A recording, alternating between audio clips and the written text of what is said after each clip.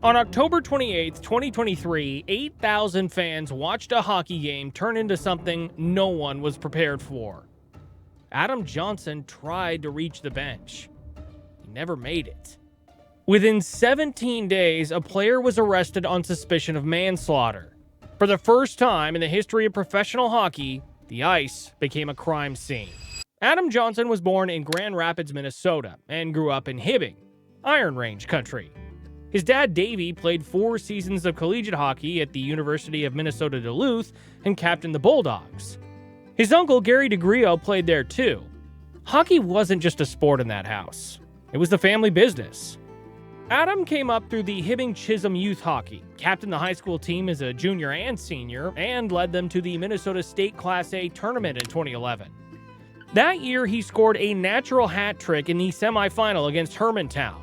By his senior year, he was a finalist for Minnesota's Mr. Hockey Award. His high school coach, Mark DeCenzo, later said he was a dynamic hockey player, but he was a great kid, a joy to coach. He went undrafted. No NHL team called his name. So he earned it the long way. Junior hockey with the Indiana Ice, then the Sioux City Musketeers, where he made the USHL All-Star team. Then 2 seasons at UMD, where he scored the overtime goal that sent the Bulldogs to the 2017 Frozen Four. Now Johnson moving in. Shot, they score! Minnesota Duluth! That got him noticed. He signed as a free agent with the Pittsburgh Penguins after a prospect camp and made his NHL debut on March 21, 2019 in a 2-1 win over Nashville. He played 13 games across 2 seasons. Not a superstar, but a kid from the Iron Range who made it to the show on pure work. Then the pandemic stalled North American hockey and Adam moved his career to Europe. Sweden first, then Germany. By the summer of 2023, he was weighing whether to hang up the skates entirely and pursue something more traditional. He chose to keep playing. Signed with the Nottingham Panthers of the Elite Ice League in England for the 2023-24 season. Before he left for Nottingham, he stopped to visit his grandmother. He was running late because he'd been picking up an engagement ring for his girlfriend, Ryan Wolf. His Aunt Carrie said he hadn't proposed yet because he wanted to do something big and special. He and Ryan were already planning their future together down to the fine details. October 28, 2023. Nottingham Panthers away at the Sheffield Steelers. Challenge Cup match. Utilita Arena. Around 8,000 fans in the building. Nothing about this game suggested it would be remembered at all. It was in the 35th minute of the game, midway through the second period, and Sheffield was leading 2-1 when Adam Johnson picked up the puck and started skating into the Steelers' defensive zone. He pivoted to cut inside, moving at full speed with his head up and the puck on his stick. Sheffield defenseman Matt Petgrave was skating toward him from the opposite direction. Another Panthers player was between them, and Petgrave collided with that player first. The impact knocked Petgrave off balance, and as he began to fall, his left leg kicked upward, sending the blade of his skate directly into Adam Johnson's neck. Johnson didn't go down immediately. He kept moving, trying to reach the bench while pressing his hand against the wound. He made it a few strides before his legs gave out, and he collapsed onto the ice. The arena went silent. His teammates reacted before anyone told them to. They surrounded him, locking arms to form a wall while paramedics worked. Protective sheets were raised around him on the ice. Players from both teams were sent back to the locker rooms. The announcer told the crowd to leave the building but to stay in their cars so the ambulance could get through. One fan said children were crying uncontrollably in the concourse. The place fell silent. Fans both sides crying, screaming, trying to get help. South Yorkshire Police received the call at 8:25 p.m. Johnson was transferred to Sheffield's Northern General Hospital, where doctors rushed him into surgery, but the wound was too extensive, and they couldn't save him. He was 29 years old. The following morning, the Panthers released a statement. They called it a freak accident. His teammate Weston Michaud said Petgrave's actions were unintentional and that anyone suggesting otherwise was mistaken. But South Yorkshire Police had already begun reviewing what happened on that ice. And what they found would make that word, accident, very hard to use. South Yorkshire Police moved fast. Detective Chief Superintendent Bex Horsfall said the investigation launched immediately following this tragedy and that officers had been working with highly specialized experts to piece together what happened. On November 14, 2023, 17 days after Adam Johnson's passing, South Yorkshire police arrested an unarmed man on suspicion of manslaughter and released him on bail. They never publicly confirmed who it was, but Matt Petgrave himself made it clear when he launched a crowdfunding appeal for legal fees, identifying himself as the subject of the investigation. Hockey players do not get arrested for what happens during a game. The closest comparison in English hockey was a 1995 case where Sheffield Steelers' Nicky Chinn was charged with grievous bodily harm for a stick incident. The jury found him not guilty. The unspoken code has always been that the ice is its own jurisdiction. Adam Johnson's case shattered that. Victor Bjorkung, the Panthers player who had passed the puck to Johnson moments before the collision, told a Swedish newspaper that there isn't a chance that it's deliberate. The experience left him so shaken that he left the Nottingham Panthers entirely. Meanwhile, Johnson's Aunt Carrie had watched the footage hundreds of times and reached a different conclusion. She also said something that captured the impossible tension of the whole situation. I'm sure he didn't intend to kill Adam, but it happened. 2 days before his arrest, Petgrave had already returned to the ice for Sheffield.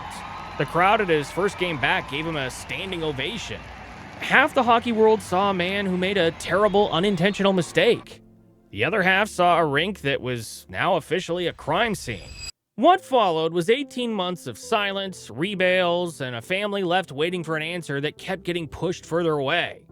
Petgrave was rebailed again and again, through 2024 and into early 2025. No charges were filed. No trial date was set. Both families lived in limbo.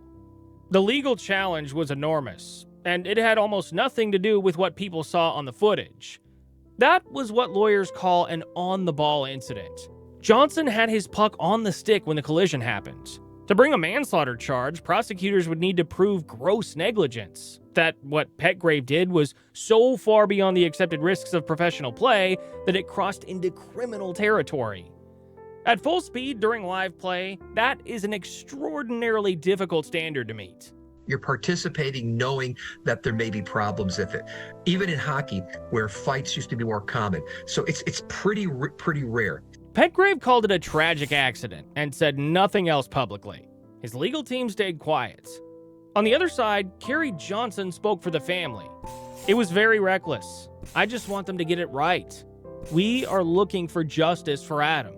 On April 29, 2025, the Crown Prosecution Service delivered its decision. Deputy Chief Crown Prosecutor Michael Quinn announced that following a thorough investigation and a comprehensive review of all evidence, there was not a realistic prospect of conviction for any criminal offense. The case was closed. No trial, no verdict. And after all of that, the footage, the experts, the 18 months, the legal system concluded it could not prove a crime had been committed. But Adam Johnson's story didn't end with a closed case file because his passing had already set something else in motion, a reckoning with a safety failure that hockey had been ignoring for decades. The response from the hockey world came fast, but it didn't come evenly. Within a week of Adam Johnson's passing, the Canadian Hockey League mandated net guards across all three of its leagues, the OHL, QMJHL, and WHL, effective November 4th, 2023. The English Ice Hockey Association, which governs the sport below the Elite League in England, made them mandatory from January 1st, 2024. But the EIHL, the league Adam Johnson had been playing in when he was killed, announced it had no plans to mandate net guards. The league where it happened was the one that said no. Over the following months, the mandates kept spreading, but always at their own pace. USA Hockey made neck protection mandatory for all players and officials 18 and under, effective August 2024.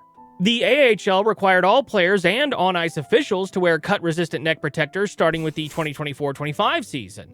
The NHL announced that new players entering the league from the 2026-27 season onward would be required to wear them. The 2026 Winter Olympics will enforce a mandatory net guard rule for ice hockey for the first time in Olympic history. Every single one of these changes came after Adam Johnson. None of them came before. And that's the part that's hardest to sit with, because the sport had been warned. In 1989, Buffalo Sabres goaltender Clint Malarchuk had his carotid artery severed by a skate blade during a game against St. Louis. 11 fans fainted, 2 had heart attacks, and 3 players vomited on the ice. He survived because his trainer, a Vietnam veteran named Jim Pizzatelli, knew how to stop arterial bleeding. Malarchuk survived, but the aftermath followed him for decades: PTSD, alcoholism, and OCD. In 2008, Florida Panthers forward Richard Zednik had his carotid artery sliced open by a teammate skate in Buffalo. He survived emergency surgery and later said, I feel like somebody stopped me, but like I said, I remember exactly everything, In January 2022, a 16-year-old high school player named Teddy Balkind was cut in the neck by a skate during a game in Connecticut and did not survive. After Balkind's passing, USA Hockey met and decided not to mandate neck guards. This is a piece of safety equipment worn by hockey players across the U.S. It's not required, but recommended for most. It's a neck guard. They only recommended them. The pattern reaches beyond blades entirely. In 1968, Minnesota North Stars center Bill Masterson hit his head on the ice during a game without a helmet and passed away 2 days later.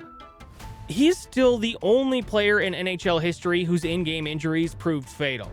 The NHL voted 3 times to reject mandatory helmets after his passing.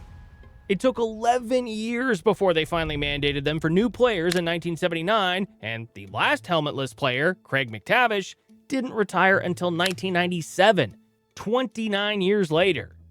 Visors weren't mandatory until 2013. Adam Johnson's Aunt Carrie put it plainly. Adam is a poster child for neck guards now, and I don't know why this had to happen. We shouldn't be living through this right now. On December 14th, 2024, the Nottingham Panthers held a jersey retirement ceremony at the Motor Point Arena before a sold-out crowd. Adam Johnson's parents, Sue and Davey, his brother Ryan, and his aunt Lynn DeGrio, and his fiancé Ryan Wolf stood together at ice level as his number 47 was lifted to the rafters. Panthers CEO Omar Pacha told the crowd, "Adam was a top player, but he was even better human being." Lynn DeGrio spoke on behalf of the family that night. He loved to dream about what his future was going to look like, right down to the fine details. One thing he knew for sure is that it would include the love of his life, Ryan Wolf. They spent hours planning the perfect life together.